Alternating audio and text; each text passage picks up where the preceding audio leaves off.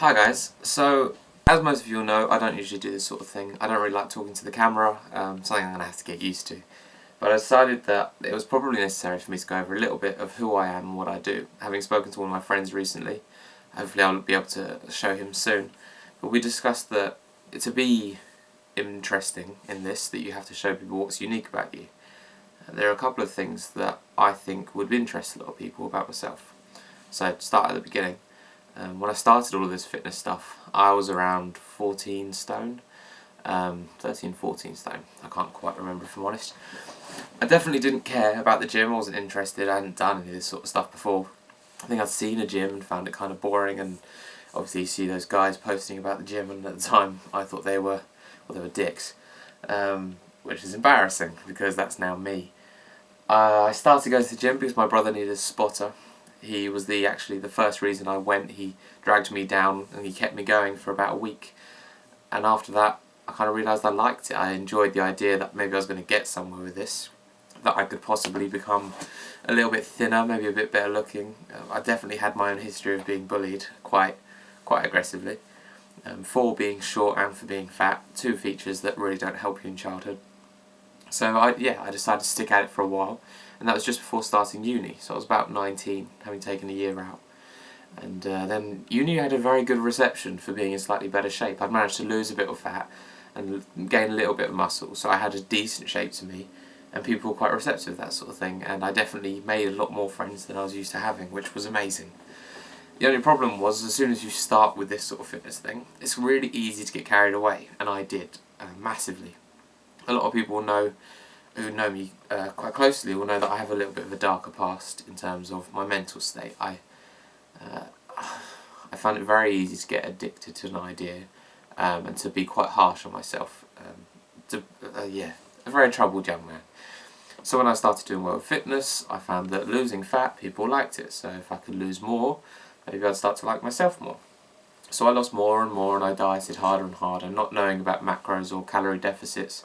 I just knew the concept of eat less, work more. So after a while you'd find me training for an hour in the morning, going for a run, 2 to 3 hours during the day, and maybe in the evening I'd go for another run. Aside from that, my dietary intake was roughly 800 to 1,000 calories. Considering I'm now on 3,500, you can tell that I was suffering. This left me very lethargic all of the time.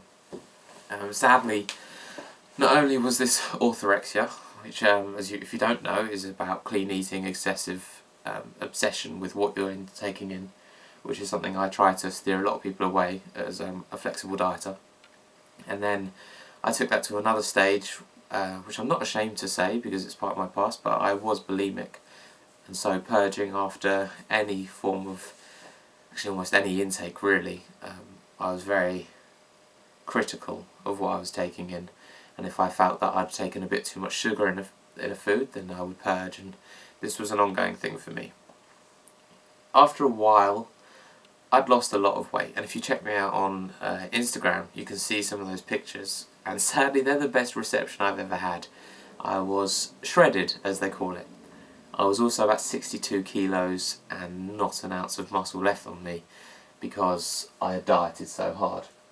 At the end of this I'll pan over some of the pictures on my wall. As you can see, I like to remind myself of my mistakes and some of my history. So anyway, after having dieted so hard and becoming quite a bit thinner, I realised I liked lifting, but I couldn't do it. I was getting so lethargic, it was time to maybe make a little bit of change. And so I became interested in lifting heavier. As we all do, it's quite a lot of fun. So I started lifting heavier, and I found that the biggest problem was I didn't have the energy. So all I did was start to remind myself again and again, I need a bit more food, I can lift a bit heavier. Need a bit more food, lift even heavier. And this is how I fell into powerlifting, just by chance of pursuing strength as a way of justifying food. Why it's one of my favourite sports. So I started lifting quite heavy. I remember the first time I deadlifted 140, I'd probably crossed the 14 to 1600 calories mark. A very lightweight, I know, but we'll move into that. So I started to progress quite well. I was starting to eat more food, I was starting to gain a little bit more muscle, but I'd set myself back about a year now, so my progress had started to slow down already. At that point, I think I seemed to make quite a dramatic change. At a point when I was single, I kind of got a bit more time to focus on studying the gym and learning about the gym, learning about dieting techniques and what calories I needed, calculated that, made some big jumps, got past 2,000, and things were on the right track. I definitely wasn't sound, but I was getting better. With my current girlfriend, Holly Dexter, absolutely incredible girl, and she accepted my lifestyle, but also I took on flexible dieting. I learned a bit more about what I could eat, what I couldn't eat, how I could get away with having some of those things that used to make me so guilty, and it's taken me from wherever I was to where I am now. So now I compete at national level in powerlifting, which is really odd to say, which is quite nice to be able to say. My dietary intake is much better. I'd say I'm mentally sound. I'm not afraid of not being able to track. I'm not afraid of eating anything anymore.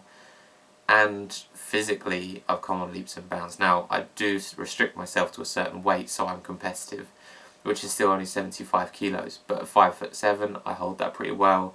I still have a relatively decent size to me.